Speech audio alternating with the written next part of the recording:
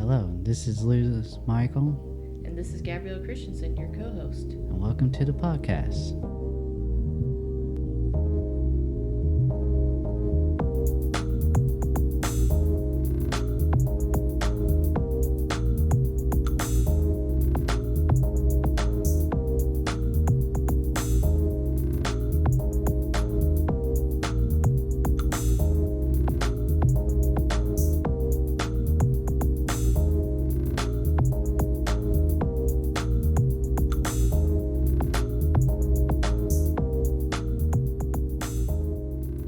Hello and welcome back. Yeah, welcome back to Geeking Around. I'm your co-host Gabrielle Christensen. And I'm Lewis Michael. Good to see you guys. We made it to May. Is it me? Yeah, it's me. Yeah. So, make sure you like and subscribe. Check out the links in the description. Go to, the webcomic that is based off of this podcast, which features us as anime characters. I also got my Star Wars fan comic, Kira, my Star Wars story, so you can find that there. We got an online clothing store.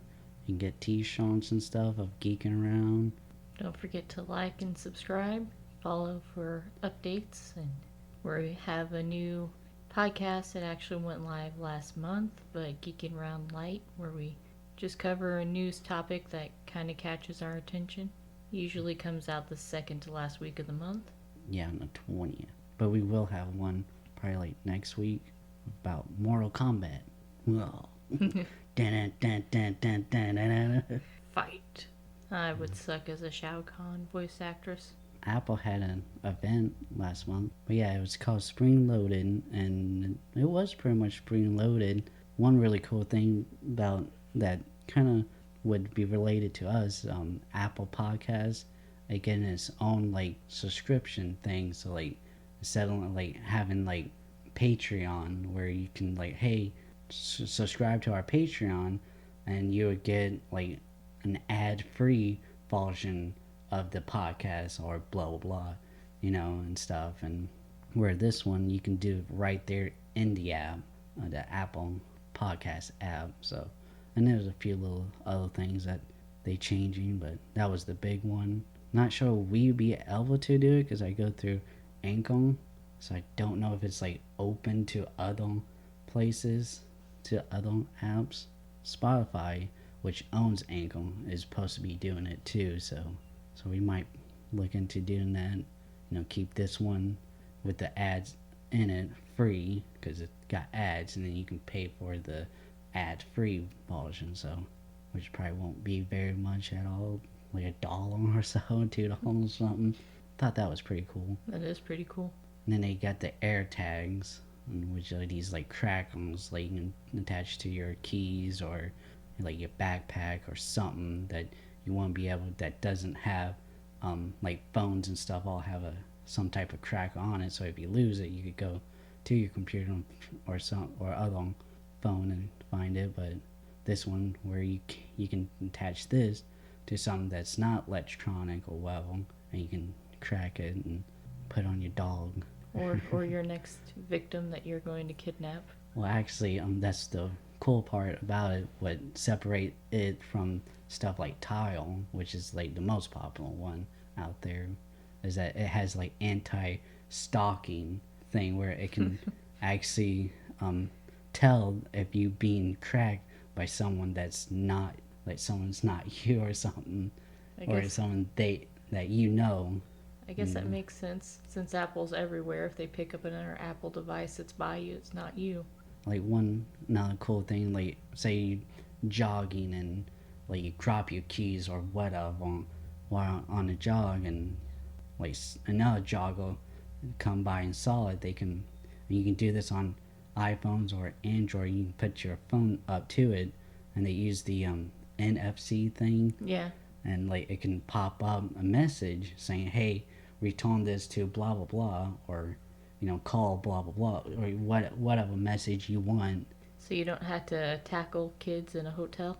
Why would you tackle a kid in a hotel? There is this woman from California who was visiting New York. She's 22, and she left her phone in an Uber and went inside the hotel, didn't realize where her phone was, and she goes towards the exit, and there's this young man who happens to be black leaving that door, and she literally like starts yelling at him. He's like a 14-year-old kid and screaming at him to give back her phone.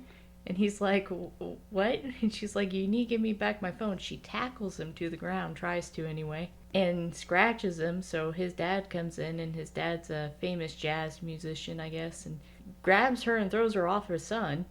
Because crazy lady's screaming and attacking her son, his son. And it was all because she left her phone in an Uber. The Uber driver had returned it to the hotel management desk. She just saw this poor kid and was just like, you. A lot of people have iPhones, not just you. Yeah. Like actually, like my iPhone XS, when I had that got stolen, the manager at the company I worked for at that time had the exact same iPhone with the exact, well, it was a black case, but his was an actual Apple case. The only difference was it had an Apple logo on the back. Mine was just a black case. But it only cost $10 and his cost $50, so man. But yeah, he had the exact same one, and this was my first time meeting the guy too. I'm like, did you just steal my phone? But but yeah, a lot of people had iPhones, not just you. Well, it was funny because when they interviewed her, I think everyone knows the CBS morning show, and they have Gayle King on there, and she was interviewing this girl, and the girl wears a cap that says daddy on it for the interview, and her lawyer's just sitting there, and Gail's like, why did you stop him? And all she could have said is, just like you, he had an iPhone in his hand and it looked a lot like mine and it scared me. She goes, I'm a child and I'm in the city and there's this man. She's like, but why did you stop him? And she's like, I was stopping everyone. She's like, I was going to, but he was just the most it's not about racism. And I'm like, And trying everything to say this wasn't. Instead of just being like, it was a bad mistake and I'm sorry it happened. It was wonderful. And it all ended with Gail asking her, she said, I'm just trying to understand why you thought this kid in particular stole your phone. And the girl goes, I was the one who got brutalized by his father. We threw me down the ground, and Gail's like, after you... Yeah, after you tackled him and scratched him. I was like, well, yeah. Of course he attacked you back. So Gail goes, well, no, you said you're a sweet girl. She's like, I'm just trying to understand, what it was. And the girl goes, Gail, enough. So they just, you can't see the hand wave over the podcast. I'm really sorry. But there was a hand wave there. There was that shushing. Enough. Like she was a Jedi master. And she was like, shh, Gail, it's okay. Needless to say, CBS cut that connection off. The two big announcements for the Spring Loaded event was the new 24-inch iMac with the M1 chip in it. That was pretty cool. Guess who's going to be getting that? Who doesn't need one? I mean, that if you want a desktop, an Apple computer, that would be the one I would suggest. But if you actually get like a Mac Mini like this, like you probably could get it a lot cheap on, and actually in a way it's better because it has actually more ports on the Mac Mini, where the new iMac, the base model, only has 2 USB-C, which you probably don't really care about really any of the ports. The upgrade ones have 4, got 2 USB ports and 2 Thunderbolts ports. I did see all that, but for what I'm doing, I don't really need one, other than I just want a computer that's going to last a good 10 years if I'm going to spend the money. One thing is really good for you, I don't know if you ever had to take like stuff from home, work stuff from home, that it will be, because Apple displays always are really great for color accuracy, and it is a 4.5K resolution, so it will actually give you a pretty great resolution, and it got the M1 Mac and the M1 chip. I keep on saying M1 Mac. the M1 chip, so it'd be very powerful. The only thing I seen online with the reviews, because I was looking up laptops, and really, I'm looking more into getting into computer coding. So I'm like, oh, I'll look up what the best one is. They had the HP something or other, which number one, but the only difference between that and the new Mac was just the keyboard. They just preferred the HP's keyboard more. But since I just had an HP laptop that died on me, I decided maybe I didn't want another HP laptop. So you want more of a laptop? Yeah, that's why I went for Okay. the iMac that I could carry to and from work. Because Oh, I figured. the iMac is a desktop. Okay, but Yeah, the it's an all-in-one desktop. Air Mac. The MacBook Air. Yeah. Yeah, MacBook so that Air. would be the one that you would need, which also has a great, but get the one that at least 2019 in new one, Yeah. because the other ones below that from 2015 to then had that crappy butterfly keyboard, and that's probably why they said the keyboard wasn't great. But the new ones have the actually good keyboard now, so It is, yeah, it's the newest model that came out because it's what people were recommending online too. But supposedly the only thing anyone has to say bad about the new Air Mac and what it can handle and MacBook Air Mac. MacBook Air. MacBook Air, there we go. The only thing they have to say about the MacBook Air bad is they're like, it's really, kind of sluggish rolling Unreal Engine 5. And I was like, what's Unreal Engine? It sounds familiar. It's a gaming. Yeah, a game builder.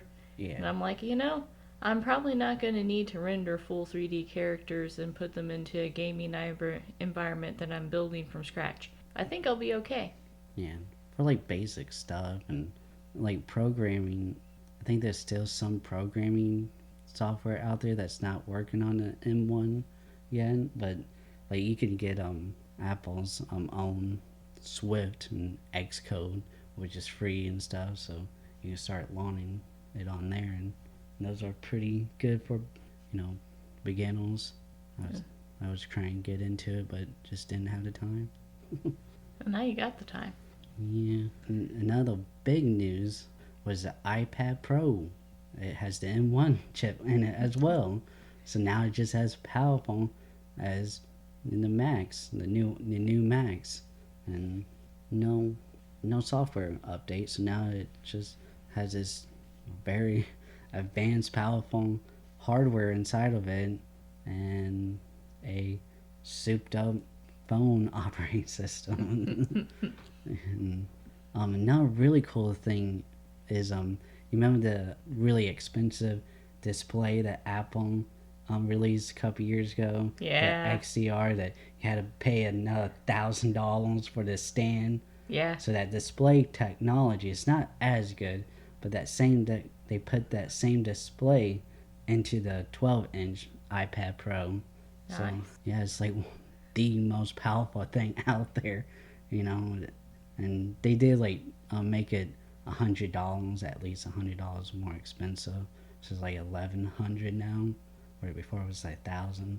So it's very expensive. But it should be something that, in theory, lasts you a while. Oh yeah, it will. Nah, I never really spent a lot of money on like HP or anything. I'm usually around the $500 range with that stuff. So that's not top of the line. It's not a gaming computer or anything, but Yeah, it's just so powerful. But yeah, you got stuff like the video editor LumaFusion. That's a few other pro apps, but like they not really. It's like LumaFusion is still nowhere near as what like powerful as like Final Cut or Adobe Premiere and stuff. right. It's like there's still a big difference, and it's like why do we even need this power? Like I was using the iPad Pro False Gen from like 5 years ago, and it's still working just fine. And then you got to like to 2018 when they put in the AX12 chip in it, which was like huge, like very powerful. And then now they put in the M1, which was even more powerful. It's like no one was complaining about the power of these machines. They was complaining about the software, and you have done nothing with the software since the iPad OS came out, which, like I said, it's just a soup up version of iOS, and it's still iOS, which is a phone operating system. So I won't be buying it because it's way too expensive. And once you buy an Apple Pencil and then the keyboard, Yeah. that right there is like 500. If you're lucky, yeah. Like brand new, so you paying 1100, then had 500 to that. You got that's You could have bought a MacBook. I think well, I wasn't looking at the Pro. I was looking at just the Air notebook. Oh my god, I can't say it. I can't say what I bought. MacBook Air. MacBook Air. I looked at just the regular MacBook Air, not the Pro version, but I did try to get as much upgraded software and hardware as I could, as much space as I could afford, because that was a recommendation online. If you're going to keep it, you can't upgrade that stuff later, so you have to get as much memory as you can in both versions. But you'd be looking at about $2,000 if you did all that. Yeah, I think if you spec'd out the iPad Pro, this new iPad Pro, spec'd it all out, it'd be like 2,400. It was like, damn. It was like, and that's without even actually getting that Apple Pencil and keyboard. So I mean, you're gonna spend 3,000 to really get it, and it's just like, if it had Mac OS on it, I think go for it.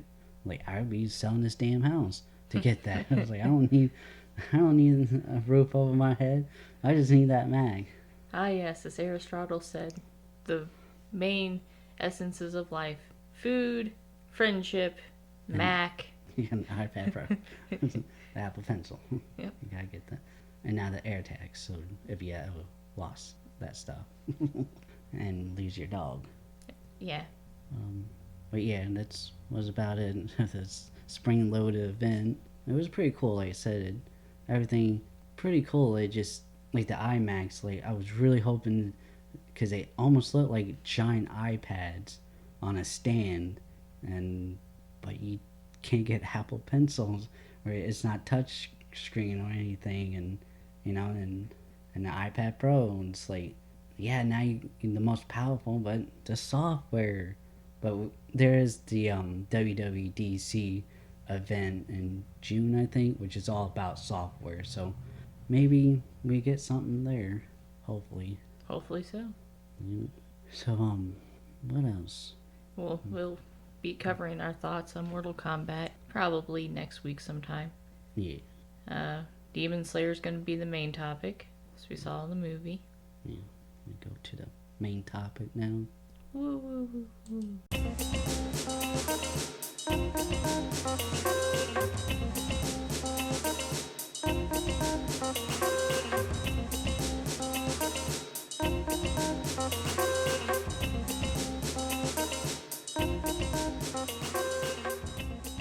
Alright, here is our review on Demon Slayer. We'll have kind of our personal comments and commentary at the end, towards the end of the review. This is just kind of a breakdown.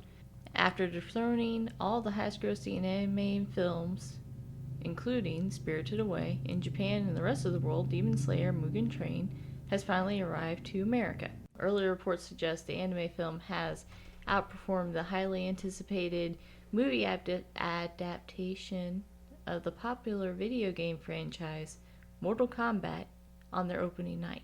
The fans in the anime series will find that Mugen Train to be an emotionally moving and action-packed film. However, newcomers interested in the anime must be warned not to watch the film without watching the series first. Demon Slayer Mugen Train is a direct sequel to the anime series. There is an asterisk at the end of that, and we'll get to that in a second. Continuing from where the anime series left off, Mugen Train follows the heroes Tanjiro, Inosuke, and Zenitsu as they are assigned to a mysterious train where passengers have gone missing. Once they are aboard the train, the three young warriors and the audience get a sneak peek of Rengoku, a member of the Hashira, extraordinarily powerful as he quickly slays a few demons. Hinting at the strangeness, it becomes apparent Inosuke may have been right about the train being a demon after all. While the 4 demon slayers are fast asleep, the demon, Inmu, invades and manipulates the hero's dreams. As expected, both Inosuke and Zenitsu dreams are mostly for comical effect. However, Tanjiro and Rengoku's dreams give the audience an emotional and in-depth understanding of their ambition. Each one of these dream sequences shows us a metamorphical look at the hero's subconscious. The flame Hashira, Rengoku, subconscious is an ever-burning plane of fire, expressing his abiding sense of purpose. An endless soothing lake below a bright summer sky symbolizes the peace and warmth of Tanjiro's heart. Each of the demon slayers is given their own time to shine in the spotlight throughout the film. The 3 young warriors all show some character development that was seen during the ending of Season 1. Inosuke, in particular, shows some great character development from the anime series. Despite this, some new and old characters weren't so lucky in their development in the film. One of the few weak aspects of Demon Slayer Mugen Train is the antagonist demon, Inmu. The lower 12th demon, unfortunately, receives no backstory, character development, or redeeming empathy from the heroes, like past foes they have faced before. Without a clear motivation, and the long, exhausting monologues makes the demon an easily forgettable villain of the anime film. Rengoku will easily become a fan favorite, as the audience laid witness to the Flame Hashira's superior swordsmanship and overwhelmingly astonishing power of the fire-breathing technique in the ending climax. Although there is some backstory the film gives to Rengoku, the lack of this aspect may leave the audience needing more. The Hashira warrior is revealed to be the true heart of the film. With the filmmakers' decision to confine the Mugen Train manga arc into a movie, some may have some difficulties in connecting with Rengoku emotionally. Moments throughout the film could have been used to develop the characters more, or a shorter anime season would have been beneficial, as these were the film's shortcomings. Both Nezuko and Zenitsu are given no character development or additional backstory. After Zenitsu saves his beloved Nezuko from the demon, the two are sidelined, don't reappear until the epic climax in the end. Fan of the anime series will be pleased to know that the anime studio Ufotable once again delivers jaw-dropping visuals. Both the 2 major battles, as well as the smaller fights, are a testament to Japanese action anime. What's it called, sakuga, when you have a good anime fight scene that just flows really well? Sakuga, pretty sure. Ufotable animation style perfectly combines traditional animation with digital effects to intensify the depth and aesthetics in each action scene. Despite the absence of needed character development and backstories, Demon Slayer Mugen Train does live up to the hype. With its solid continuation from the anime series, fans will no doubt be delighted with the film. The anime film stays true to delivering the fantastic fights and emotionally driven storytelling the series became known for. If you are a fan of Demon Slayer the anime series, do yourself a favor and buy a ticket. It's really kind of a must. Newcomers of the franchise, watch the series on Netflix, then buy a ticket. Unless you're my friend Heather, who this was her first time watching Demon Slayer. And in fact, it's been a while since she watched anime. I kind of maybe burned her out by forcing her to watch several series of anime every time I seen her. I was like, hey, just watch this. We'll do a marathon. But she watched this movie, didn't know anything about any of the characters, but was so emotionally invested she went home and watched the whole anime series the next day. I found, like, in some of the anime groups and stuff that I'm on and on Facebook and stuff, that a lot of people didn't realize this was like a correct sequel. Like, a lot of people didn't realize that, and I mean, I guess watch the news. I don't know what to tell you. So, but yeah, it probably get into spoilers now. So if didn't want to hear anything about spoilers, probably would end it here and then go to the news section. But like I mentioned how Rengoku, like, we didn't really see much of his backstory and stuff, and I connected with him. I think a lot of people did. But I think are quite a few, as I saw on the Facebook groups, that a lot of people didn't. And like I said, I think it just didn't give them enough time to connect it.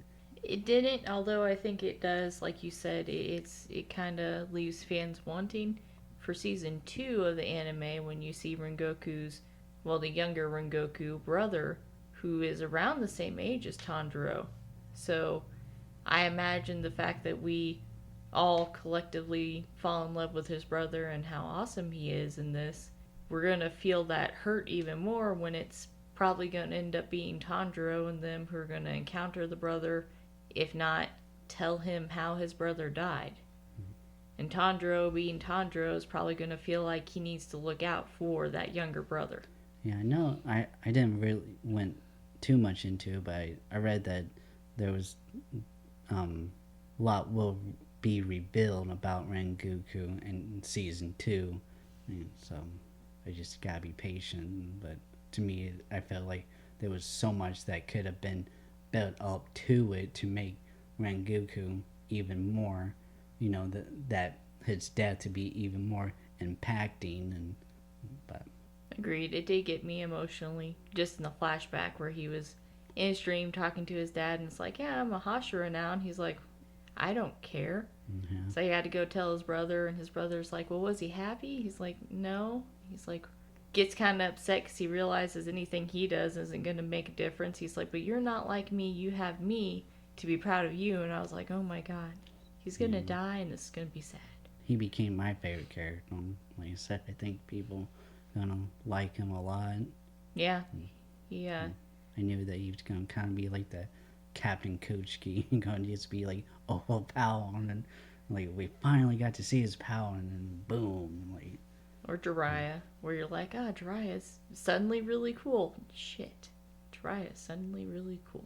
As far as the villain, he was, well, the one at least on Mugen Train who ends up being the train, which was funny that Inosuke called it. And I'm sure Inosuke is going to be really big-headed about that, because he's going to be like, see guys, all this technology is really demons. No, Inosuke. Inmu. I found his character interesting enough, and I can understand why, for once, we didn't get the sad backstory where we see how he died and was a human, because I don't think this character cared about being a human anymore, so it just didn't apply. All he cared about was power, and the only thing he regretted was the fact that he sucked up so much and he really didn't get to do much with it, in his opinion.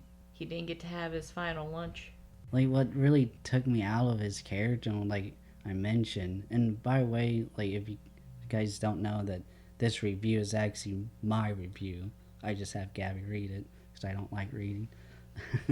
But I mentioned how, like, long, exhausting monologue. Like, whoever said that dubs suck and subs are so much better, fuck off.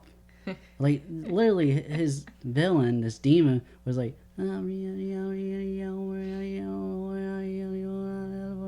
that's like literally what he sounded like, and it went on forever, and every time he talked, it just went like 10 minutes of him just like whining, and like, my god, this is awful. It made me almost hate the film. The rest of the film I loved, and it's like, I'll agree here, because I'm can usually... Can we just have the silent villain type? It's not that he was necessarily just going on a monologue. Like, he was saying, well, now I'm gonna blah, and was giving a bunch of exposition, and you're like, oh, but you could glean some things. Literally, all he kept saying is, well, now you'll have a sweet dream. Well, did you sweet dream? Well, you need to go to sleep. Well, you go to sleep. I'm like, oh my god. I fell asleep almost every time he talked, because I got so, it was like, yeah, once he gets into his fight, like, before that, he wasn't too bad, but when he gets into his fight with Tanjiro, and he's just like, oh, you need to sleep, you can't get my body, ha ha ha. I'm like, bro, just say something interesting about Muzan or someone else, but all you want to do is just keep telling people to go to sleep. Like, you're Jack. Huh? Pretty sure. Nope. I used to know creepypastas. I'm pretty sure I said the right one. Yeah, Jack. The dude who always smiles. Comes into your house at night and tells you to go to sleep. That's all he does, is he just stands over your bed with a knife and tells you to go to sleep. So he can kill you in his sleep. That's pretty much what this character is. Like, when it falls talk about the dreams and stuff, I really liked that, because I thought it was going to, like, start out like a paradise something, and then like it started turning into a nightmare or something. And but actually, what really got me interested in that was green parts was Batman the animated series. There was an episode, and I think like two different episodes were having to Batman and Robin, where like they are put in a dream where the parents are still alive and they don't know it's a dream. They just thought, they just woke up and thought that the Batman thing was a dream, and until they started realizing little things here and there was off and stuff, and they had to fight the orange to not be in it, escape from that paradise and to go back to the hellhole he was in. And so I like that part, but the villain itself, I mean, Scarecrow didn't just sit there. Yeah, he saved his one-liners for just one-liners every once in a while. But thankfully, I wonder if they didn't do that on purpose to make Imnu more of an annoying, so when you're done with him, you're like, oh, everything's over. But it's not. A new challenger entered the field. The new demon, the lower third. Yeah, lower third of the higher moon or something. Like, he talked a lot, like every villain will, but like it wasn't annoying. It wasn't just the same phrase over and over again. Yeah, and I guess also there would be like a lot of people didn't understand why he just all of a sudden show up at the end, and I guess in season 2, because in the manga after this arc explains why he was there and stuff. I just thought that the king of the demon, whoever his name, Muzan, like sent him, like knew that the Norn demon, Nemu, whoever his name is, failed, and so he sent him there. Anyway, I just figured Muzan was there, sent the lower, well, I think it was up on moon, because he was like thawing. Third, I don't know if he's third strongest or third, because they split him up into 2 groups again in the upper moon. I think he was on the lower ring of the upper moon. But anyway, he shows up. I figured just to he probably... had to been 3 because he beat Rengoku. Rengoku was the strongest. So he had to been the 3 most strongest. He had to. I mean, he was a fight. I do love how his big sell to Rengoku is he's like, you could live for like 1,000 years. I'm like, that's all? I guess you understand where you're at, though, because Muzan seems to just kill people whenever. He's just like, hey, you're trash. I'm going to kill the rest of you, like he did with the lower 12 moons. He just straight up got rid of everyone except for Inimu. But anyway, I figured he showed up there to either kill Imu or see how he was, test him. Yeah. Or he was like his underling, like he was the general and he was a soldier. Yeah. I thought that maybe too, or something. But like I said, apparently in the next season, it will be explained why he was there. And the next season starts in August, right? I don't know. I think it starts pretty soon. Oh, well, according to Crunchyroll, a second season Demon Slayer will premiere sometime in summer 2021. So, pretty close at hand. I think it's a pretty clever idea to release anime arcs like this instead of trying to push 2 arcs of a manga in or if one's impactful to make it a movie. I think that's pretty clever way to do it. To me, I think they could have actually made it into, maybe not a 26 episode season, but a short one, like at least a 12, and give it a little bit, like I said, give it more Rengoku and stuff, a little bit more backstory, because like they could use the green parts, because they could use more that, and like the part where they, like Tanjiro and Sosuke went to fight the villain, and then Rengoku, he was taking, something part of the protect the people on some part of the train, and Nezuko and the other guy, I can't remember his name. Zenitsu. They took another part, and when they do that, when they split off, we didn't see Rengoku and the rest of them after that till the end, till the climax. Yeah. And then we didn't see his Nezuko and stuff till the very end. to after the battle, and Nezuko, I don't think we saw that after that at all. The only thing we saw is with her and Zenitsu is because the sun came up, so Zenitsu had her back in the crate. Oh, yeah, so like there was plenty of parts where characters was was sidelined and out of the picture for quite some time, where they could have used that time, to give it a little bit more a backstory and stuff, and I just stretch it out even more. I wonder how closely they're following the manga.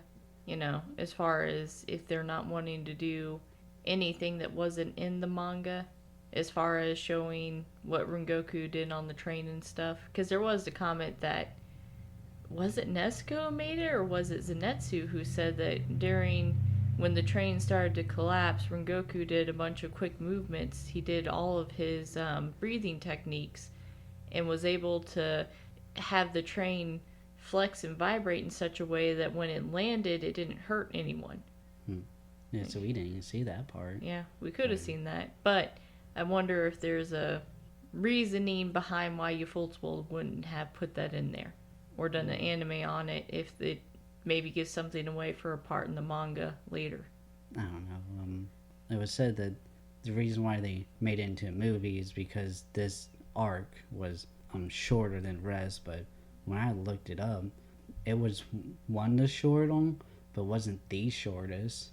So I mean, I feel like they could have asked the author, the artist of the manga, to like, hey, we need to make this long one. Can you fill in these spots and stuff?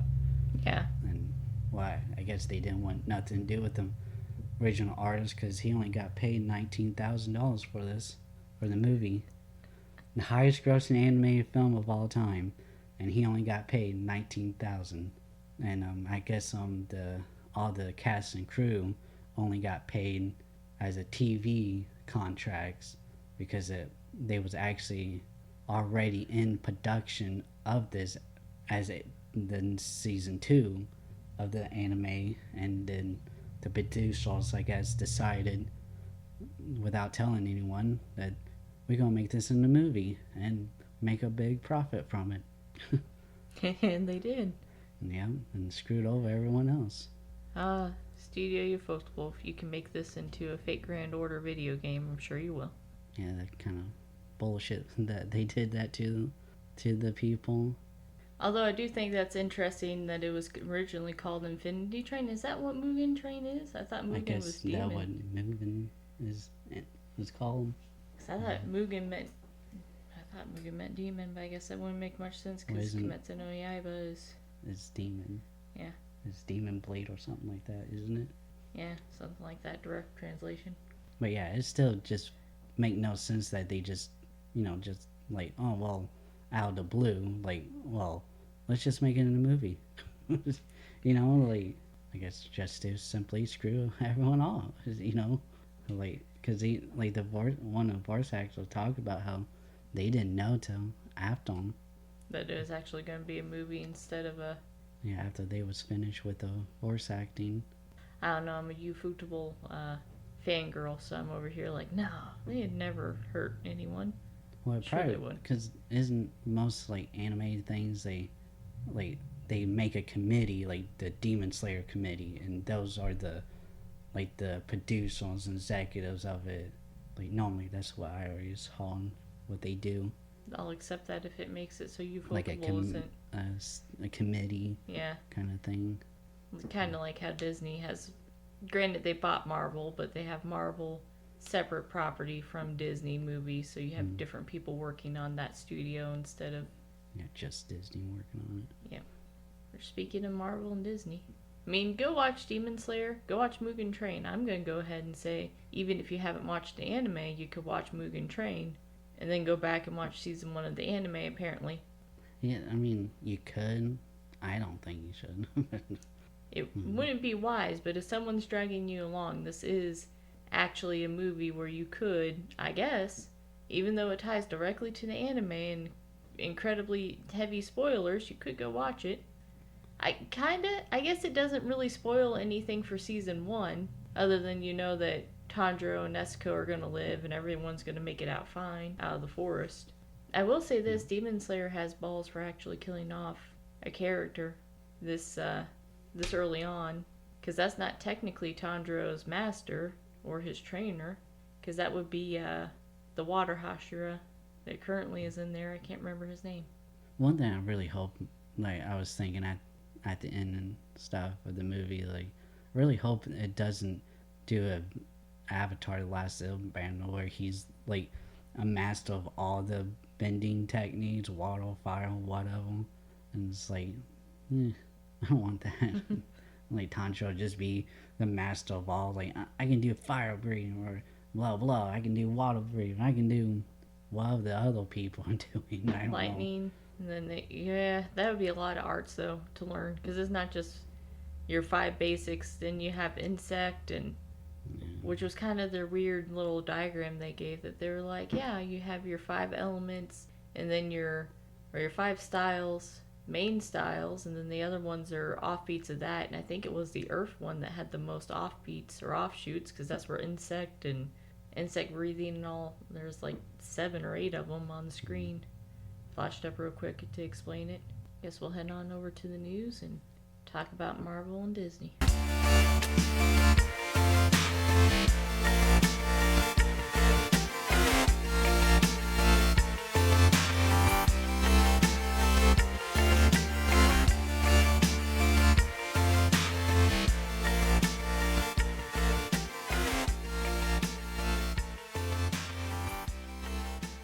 Welcome to the news. Gonna start off with an interesting story for you guys. Raymond and Ben Lai, the founders of Horizon Comics, are suing Disney and Marvel for stealing their design. They're claiming that these designs were stolen and used in particular in Iron Man 3 and Ant-Man, and then in Avengers when the new Iron Man suit was show up. Apparently, this case had been tried in 2013 in the United States, and in 2019 was turned over by a judge because he said that there wasn't really any hard evidence that Disney or Marvel had intentionally stolen the designs. So they're trying this case again in Canada. So it's kind of the same old story. You can't really art, and especially music, you'll see this stuff happen a lot in music, that people claim that somebody stole their musical lines and their riff or their part of a song is the main beat of the song and it's the same. Well, it can be argued that as long as they change it in an octave, then it's the same. How many suits of armor can you do that's unique? Yeah. You know, it seemed the artwork, it wasn't like Iron Man, of course, had Iron Man coloring, and really what they were pointing out is like some of the vents that they put on the third suit looked similar to the vents that they had on this character design of their original character. That's really hard to start nitpicking over, because I could think of quite a few, even like Symbiotic Titan, that their suits had vents on them. Or are you going to say that they also stole from you, or did you steal from them? Yeah. It all becomes kind of wishy-washy there. Yeah, I was thinking kind of a lot of those like 80s and 90s mecha animes and stuff where, you know, these was robots and stuff, but like Iron Man kind of has that kind of mecha kind of look to it, and so. Yeah, or the pilots themselves would have vents and little lights or something on their suit. I guess because I was reading a little bit about this, like I guess Marvel actually bought this comic that they saying that they stole from. Like I know they worked for Marvel. Yeah, eventually they did. But I wasn't sure if they thought I read that they bought it. It's like, could they actually be like stealing when they bought it out? I mean, I don't know.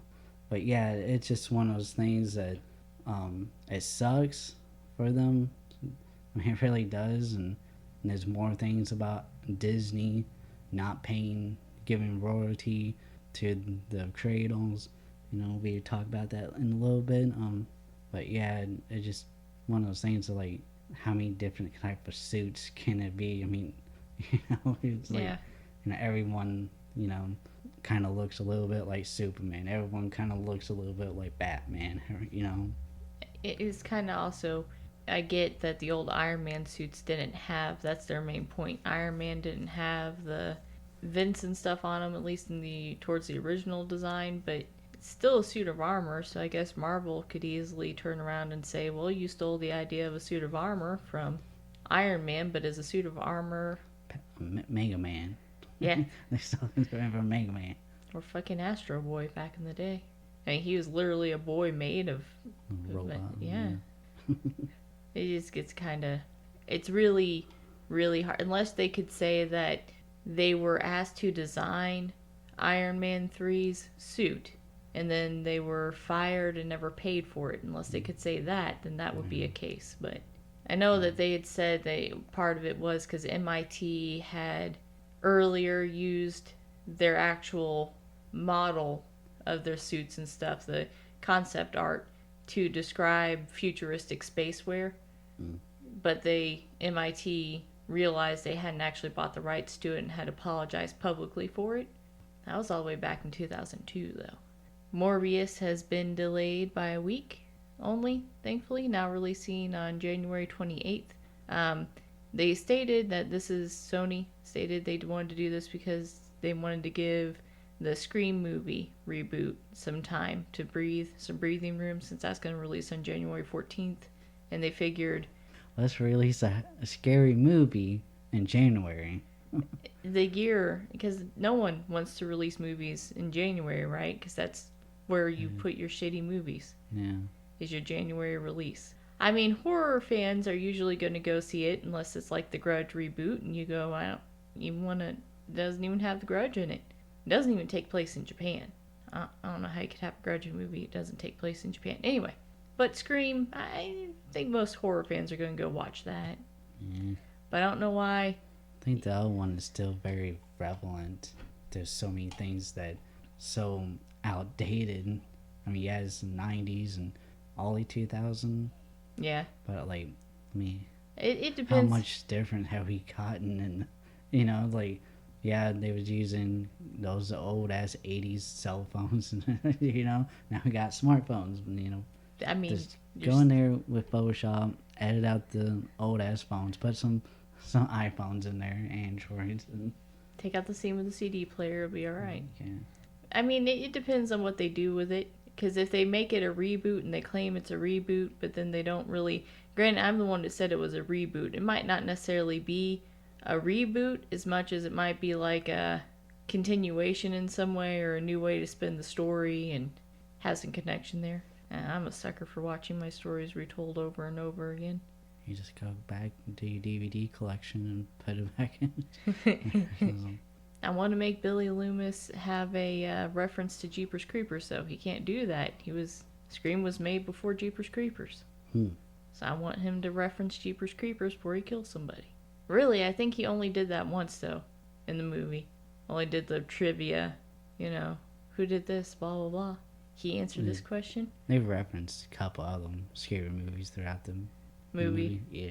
I don't know, it'd be sad you won't have Shaggy in it, though. Yeah.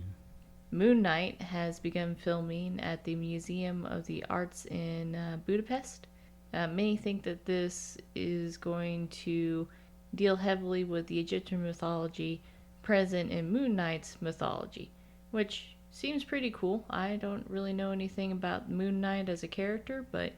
Yeah, he's possessed by an Egyptian god. I'll be so intrigued to see who that is and see how pissed off or happy I am about it. Did it say that in the article? Many think that it will release with Egyptian mythology? Yeah, they think that's... Well, yeah, it will be, because, like I said, because that's by an Egyptian god. You would have to. But that's the whole thing about Moon Knight. I guess they were saying more or less the set piece that they were at, because they were at this museum filming for more than a day. Okay. So they're saying that museum itself is probably going to be... Oh, okay. As a set piece. Yeah. Oh, okay. Like, yeah, Batman, many think that Gotham will be the city in Batman. Kill. We'd hope.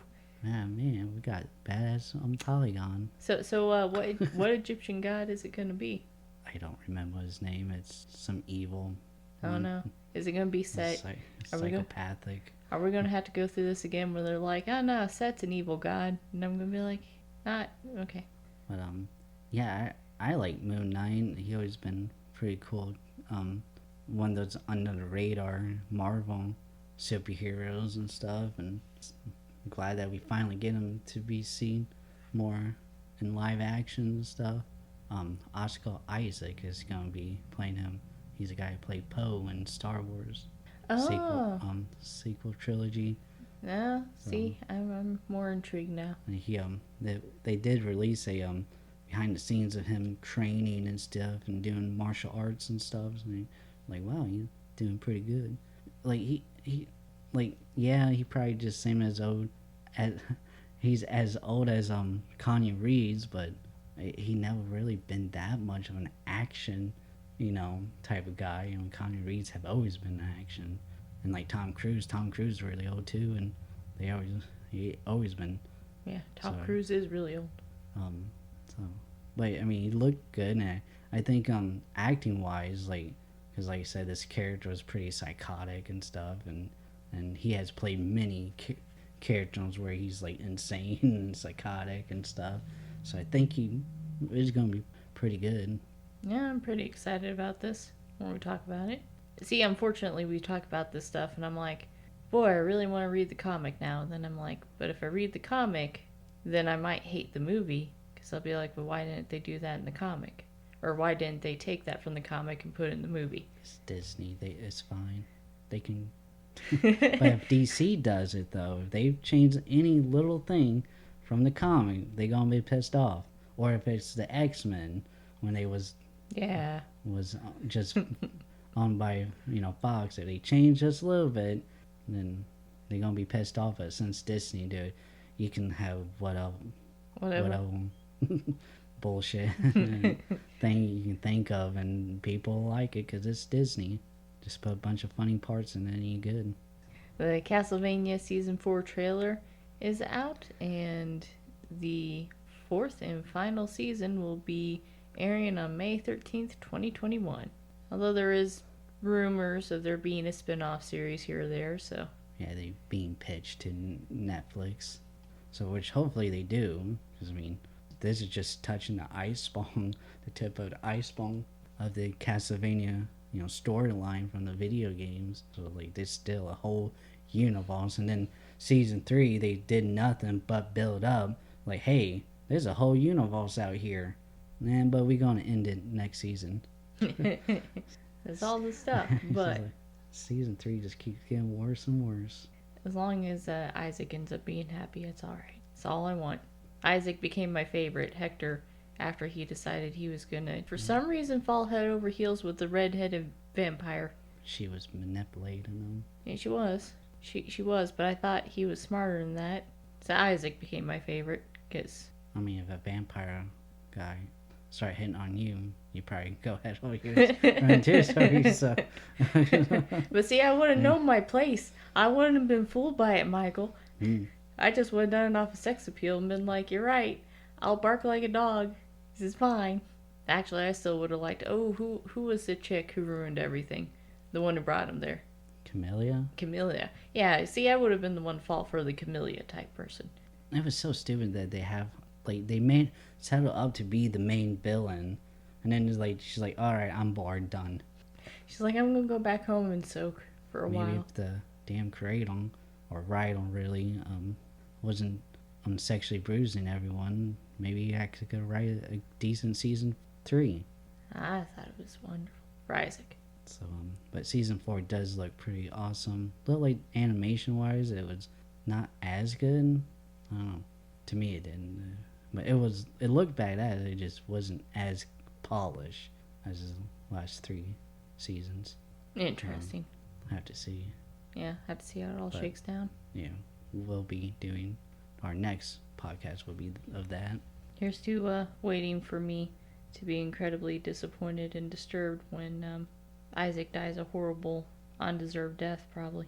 Which, speaking of undeserved deaths, which isn't really a death, but Wayne T. Carr was originally set to play Green Lantern in the Snyder Cut, and Zack Snyder had even went so far as to film the portions with Green Lantern or Mr. Carr in there in his own driveway.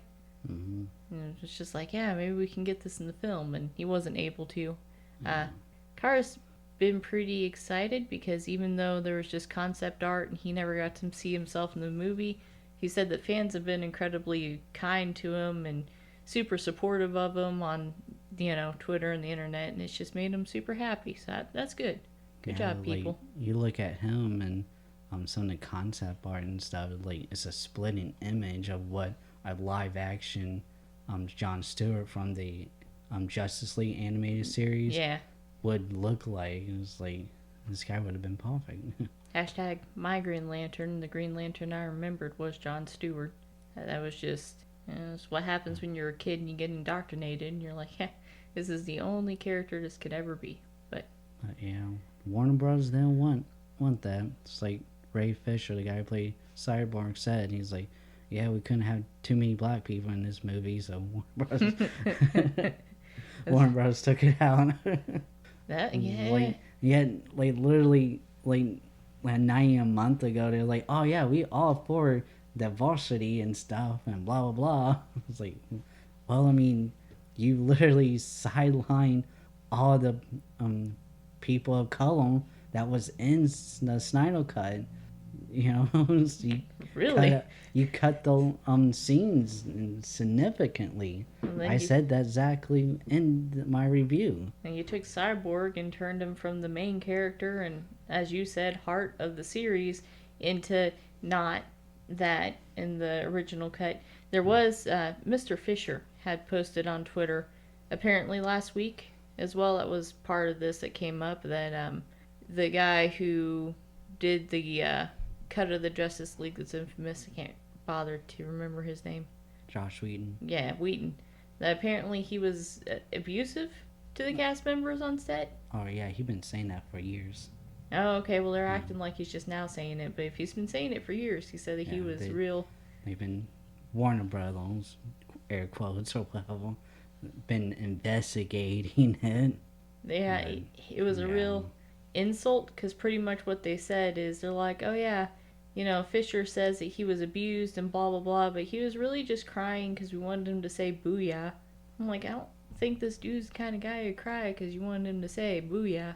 I mean, the woman who played Wonder Woman, Gal Gadot, she complained too that abuse from Josh Whedon, and I think Ezra Miller said something too about it, and I think the rest of them hasn't really said much about him. But again, they all white males, so they ain't gonna say, because they didn't bother them.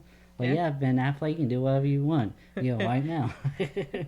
But your others, your women and your people of color, because I think Ezra Miller is like Latin or some type of background like that. So, like that kind of thing where you're like, it cracks me up, racism, when it gets to that extreme racism where they're like, yeah, man, you're cool, and you start talking to them, and they're like, but what's your last name again? And they're like, oh yeah, Santaro. And they're like, what? And they're like, yeah, it's Santaro. They're like, oh, fuck, you're one of them, aren't you? And you're like, bro, you were talking to me 2 seconds ago like you're fine. What do you mean I'm one of them? I mean, the Avengers, like, the only black person on there was Samuel Jackson. You gonna tell him what to do? No, sir, you ain't. We've seen how that ended for Palpatine, or almost ended for Palpatine. He was about to die. Yeah. But yeah, I'm at least glad that with the, although I hate it how these companies do kind of like what they used to do in India. Back in the day, you accuse somebody of something bad and they'll say, well, we'll investigate. And they take the producers and have them step down. But when they step down, they get all their money. They get all these benefits and pensions and all this other shit. And then they never say what they do. They're just like, oh, they stepped down, so it's a closed case. We won't talk about this anymore. And then they get mad about all this, and they're like, the Snyder Cut won't receive a 4K release. Did they say that? Yeah, the Wheaton Cut will, not Snyder Cut. Oh, I didn't know that. I just thought that article was about how people was pissed off that it was promoting Josh Whedon, 4K Blu-ray release. Well, so that I don't become Polygon, well, apparently, okay, it might be wrong to assume that the only 4K that's ever going to come out is for Josh Whedon's Justice League, but that's what it looks like. Looks like that's going to be the only one set. And that's when I looked up the allegations of mistreatment and abuse. Yeah, a lot of people was pissed off about this. If you go to like YouTube, you can see like it was downvoted extremely, 1 million downvote, 2 upvotes. You know, it was like it was a lot more than that. And it wasn't 1 million, but you know there was a lot, and all the comments was like, "The fuck is this?" Like, Warner Bros. Did not listen, did they? We don't want the Josh Whedon cut. We want the Snyder cut. It's like, you know, it was all hating on this release. The HBO is probably crying because they want that money. HBO knows how to make money. Warner Brothers doesn't, apparently. Yeah, and they continue to like just hate on Zack Snyder. On like someone in the comments on like Twitter, I read it was like they don't even dissolve, like Warner Brothers don't dissolve a great director like Zack Snyder, and Zack Snyder himself get on there and said, "Nor they want me," or something. It's like, I asked this in the review. What did Zack Snyder do to be, you know, to everyone, you know? And apparently he wasn't a racist, sexist asshole. So they were like, "Well, you know what? You mean you're gonna have more than one person of color in your movie? You mean you're gonna make Wonder Woman actually important?" I mean, that's the thing about Zack Snyder. Like, Josh Whedon always act like he's woke and stuff, and you know, all aggressive and stuff. Zack Snyder, he just doesn't care. He just want to make a good movie with good actors in it. It kind of like Night of the Living Dead and George A. Romano. Like, a lot of people talk about that film because that was actually the false film with the major film with the lead black character in it, and like a lot of people was like, "Oh yeah, he's you know part of the revolution and stuff." And he's like, "Well," he's like, "I am. I'm for you guys, but I didn't do it for that. He was the best actor I knew from film school, and I cast him in my movie.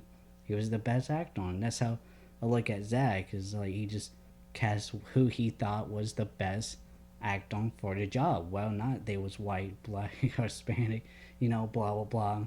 You know, he just gonna pick whoever the best he believed is for that role. That's the way it should be. But yeah, fuck Warner Brothers.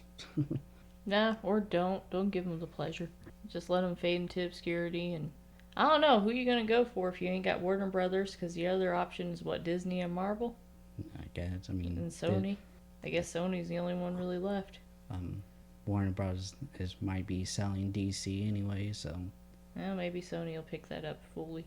Oh, I kind of doubt it. Sony's getting kind of bad about that kind of stuff too. One thing I will disagree with is this next thing is for May the 4th, be with you. Disney released a poster encouraging fans to purchase more video games, which is kind of hilarious. But they said they would have some special video games in the app coming soon. So the poster had mainly the original trilogy characters presented on it. It was for video games? Yeah, it was for video games. Oh, I thought it was just for May the 4th, like a celebration.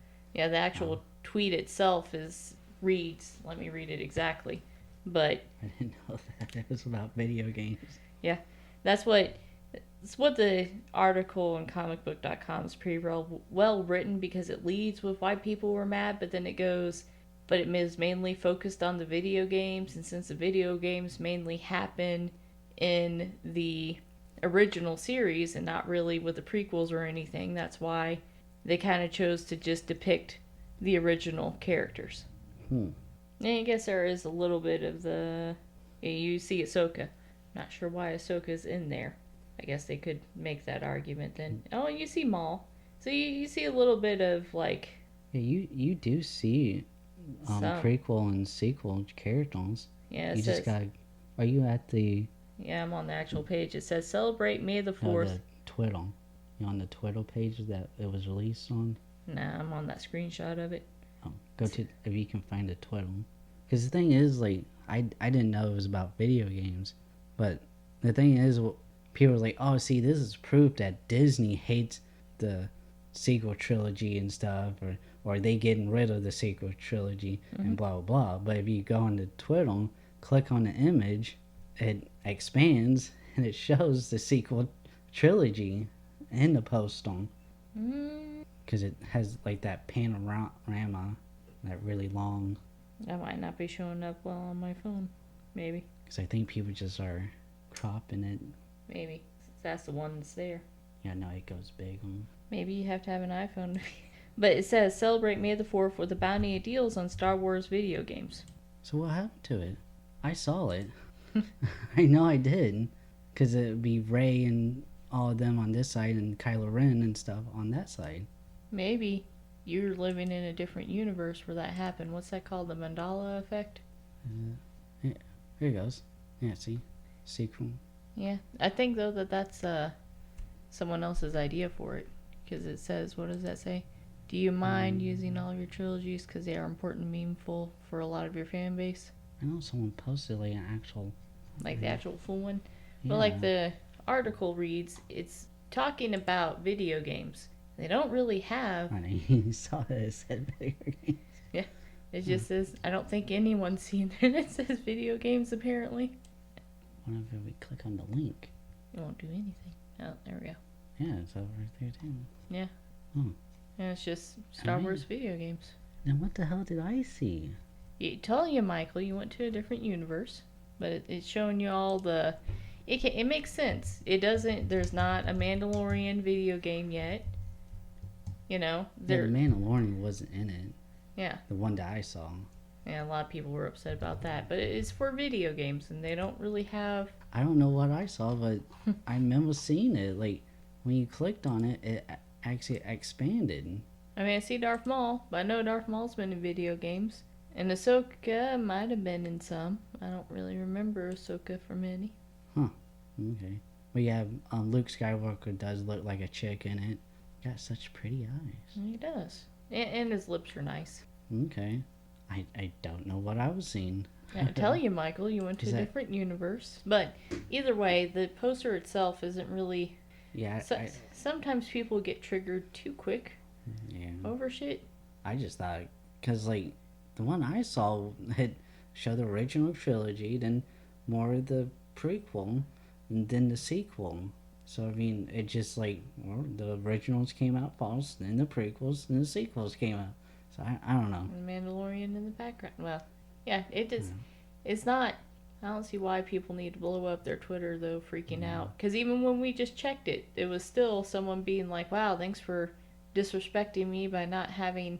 It's like, it's for the video games. So at least say, wow, thanks for disrespecting me by reminding me that we don't have any good sequel video games. I'm not sure what kind of sequel video game you could have, but or a sequel television series. I'm not sure exactly what kind you could have, but nevertheless, they don't exist.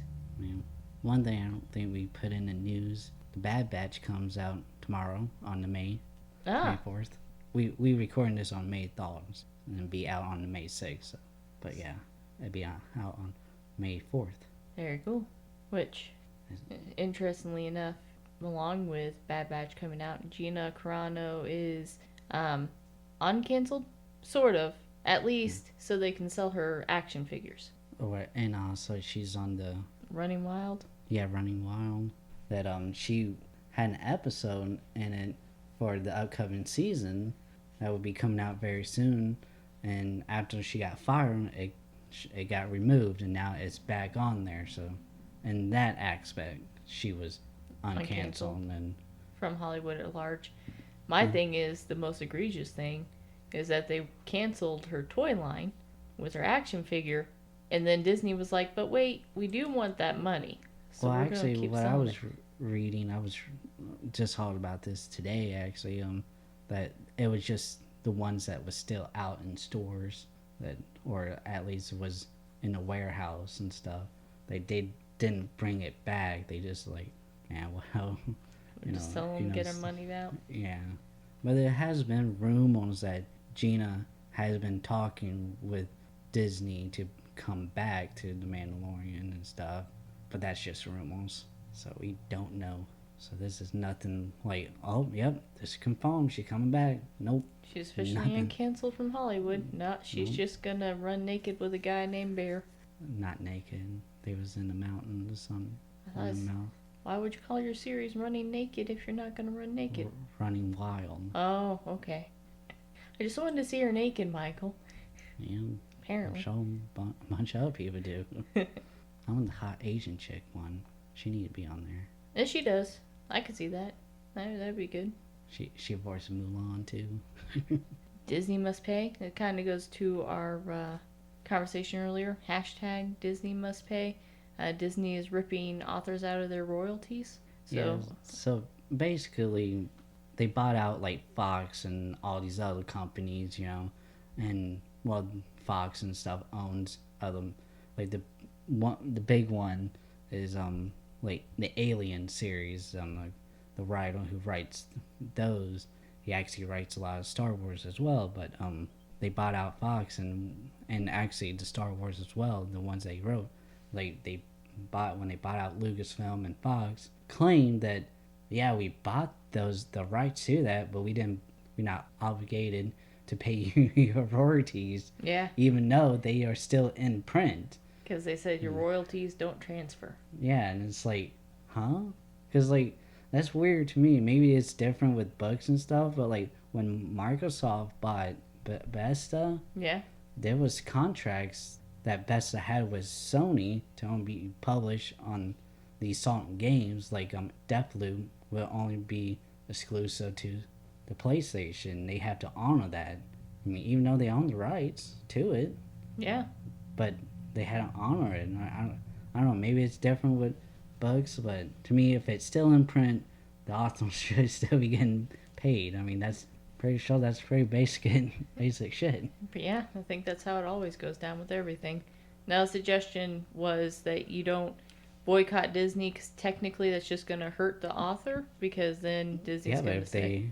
if they not paying them, the author is not hurting them at all. Well, though the author could take them to court because really they're not allowed to legally do that. So, and you know there's some law firms out there that sees Disney and goes, yeah, I could take some money off of that. So they'd probably be happy to sue, especially with a case that's pretty ironclad as royalties on currently published books. Yeah, it sounds like to me like Disney, like looking at it as like an old executives, like, well, back in my day, writers didn't get paid at all. You know, it's like, should we pay them now? But yeah, it's like Disney, like, come on, you're one of the biggest company ever, and you got the money, just pay the fucking writers. You know, they have a stop lot paying these dumbass writers, you know, from Lucasfilm writing these half-ass fanfics that's stole from Gabby's MySpace page years ago. Royalties, damn it. Should have all been copyrighted. Hashtag Buggy is possibly pining everly after Captain America forever. But yeah, it seemed like in that article, or in this case, they're gonna team up with like the Horror Writers Association of America, the Writers Association of America, like there was a Females Writers Guild Association of America. Pretty much all the associations that has to do with writing are getting behind this movement and making sure that people who... Yeah, there's a large amount of them that not getting paid. Yep, Disney's probably up for a fight they can't actually win. Speaking of fights you can't win, Red Moss is leaving Patreon after Patreon changed a lot of their rules and kicked them off of Patreon and declined to let them back on, saying that their content was harmful. They make a charming little Monster Girl Island game. I don't know. Patreon just getting to the point where, and this is one reason why we don't have Patreon, is because they've been doing a lot of this shit.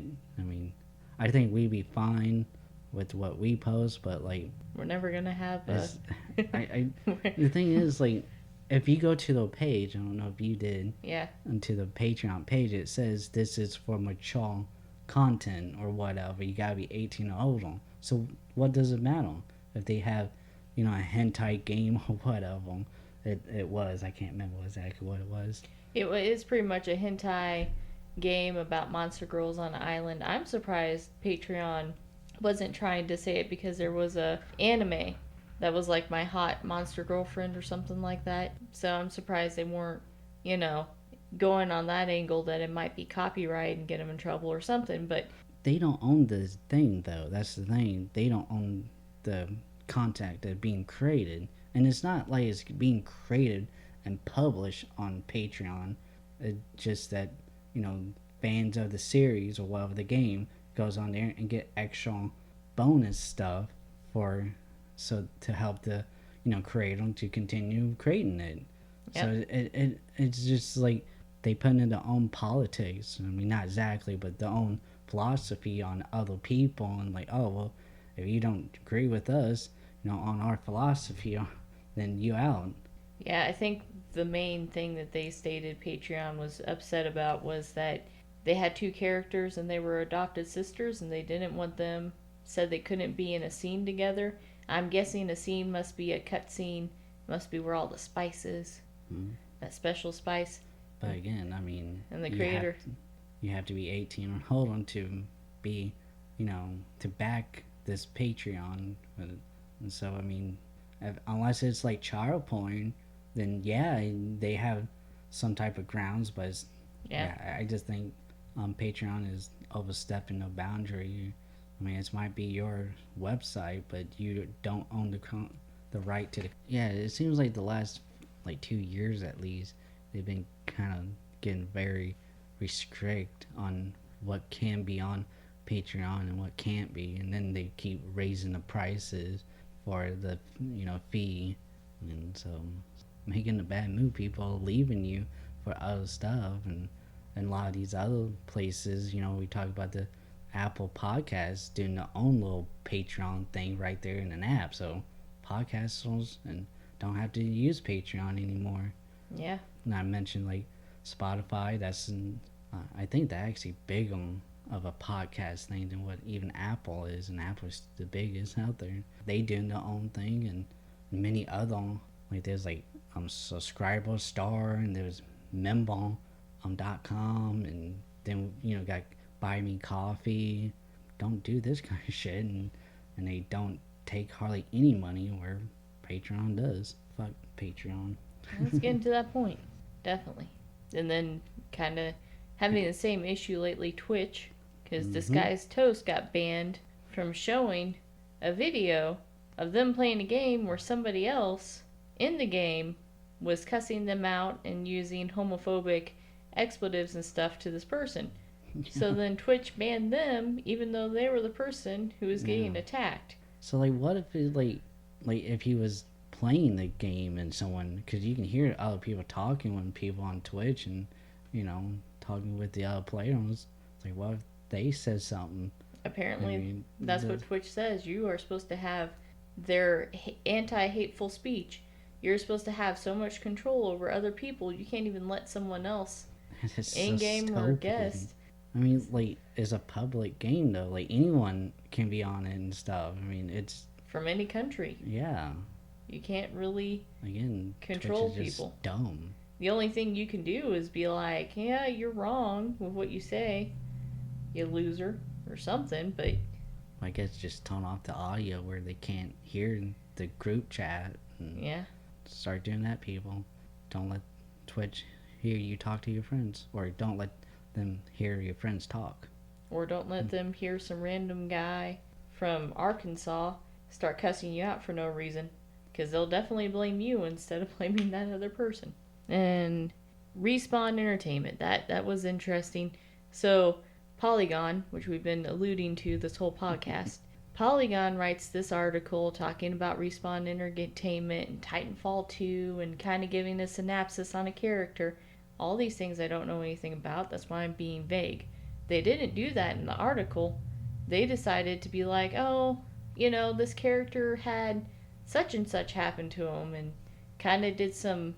There was a very obvious death that was a point of contention in the game, and then they just pretended like it was totally undiscoverable how that person died, even though if you played the first game, you know what happens. So, the whole funny thing, though, the real point of contention is then, it's Polygon, whatever, it happens. So Respawn responds and says, hey, you could check your sources, here's a great place to start, and has a little link with, Titanfall, and play the game. Yeah, to the Steam Yeah. To buy Titanfall to play it. And people flipped the fuck out. Yeah, You would have sworn that Respawn was like, "Hey, you little," and did a lot of expletives and was like, "You're stupid," and you should. Said a bunch of stuff that would got kicked off of Twitch and Patreon. Yep. Because But they're they like, didn't. "You should go have sex with your sister." They didn't say anything like No, that. they just said, hey, go play our game. Yeah. Because this is wrong. It's a great source. They didn't even say that. They just said, "Hey, here's a good place to start for resources." It was kind of a cute little comment, and people flipped out. I mean, I was reading comments where they're like, "Oh, you have this kind of unprofessional." I'm like, "Why is that? What is Writing about a video game that you didn't do any research isn't unprofessional. right?" So it's just so stupid. And like this one guy, I think he's a big time editor. I don't think it was for Polygon, but from another place, I think he was. And he's like, oh well, you don't have to play video games to be a video game journalist. I'm like, well, goddamn. I wish I knew that, because I went and paid all this goddamn money to go watch Demon Slayer, and I didn't have to watch it to write a review about it. This anime sucked. So what did you not like about it? Well, I don't know. I didn't watch it. It just sucked. What did you like about it? Well, I didn't like how the guy has purple hair. What do you mean purple hair? Yeah, I also don't like that color choice. It's like, what? It's not anything to do with it. That's like saying that someone who's going to be a journalist and write an expose on a war doesn't actually need to know anything about the war or what's going on to post it. I'll have you know that it was CBS that they had the guy on there forever on nightly news, and he was like, "Yeah, I was in the war. I went over there. I did journalism on it." Oh, yeah, that Ryan Gumbel. Yeah, and he never did any of that did. shit, so he got fired. So bullshit. You don't have to actually know what you're talking about to talk about it. Man, it's so stupid. Like, I don't understand that. Like, I was mentioning this earlier on. I was telling you about how, like, a lot of these video game writers or like geek culture and general writers who write articles and stuff are expected to write 5 articles a day. That's like 1,000-word articles and stuff, and so they probably not have the time. But that kind of goes back on the editors and stuff, just telling the writers just to do what, like give them time and stuff. And I guess that's why they do Dragon Ball Z. It's kind of low hanging fruit because you remember that from your childhood, right? But that's why the articles probably read the way they do, where they're like, "Oh, Future Trunks from the Future Trunks arc, which is in the 2nd season of Dragon Ball Z, or 3rd season of Dragon Ball Z, where they return to Earth, and Trunks has pink hair, and he's an older version of Trunks who's later going to become Vegeta's son, and we first meet him." It's why they're worded like that, because that's taking up that count. mm-hmm. You just put this obnoxiously long words. You copy that whole paragraph, and then you keep posting it in each little section. And then a lot of these art writers, they copy from other writers too. Like, a lot of times I write my review, I look at other people's reviews and stuff, and if you go to like Rotten Tomato and like the top critics, a lot of them like is like so badly, it's like word for word, like not exactly word for word, but they all have these key phrases that each one of them has that, like, oh, well, I know where you got this from. Mm-hmm. It's like one thing they mentioned, like, what was it? It was talking about how you need to watch the series before watching the movie with Demon Slayer, but they kept using this one phrase. I can't remember now, but yeah, that's why I look at them. So I not copying off of them. I'm not stealing. So like, oh, this is what these idiots are thinking about it. Like, you need a rephrase. Ah, that's wonderful and horrible. Newspapers do that too. Articles, they tend to all copy off of one another. For some last news, because we always got mentioned Chadwick Boseman.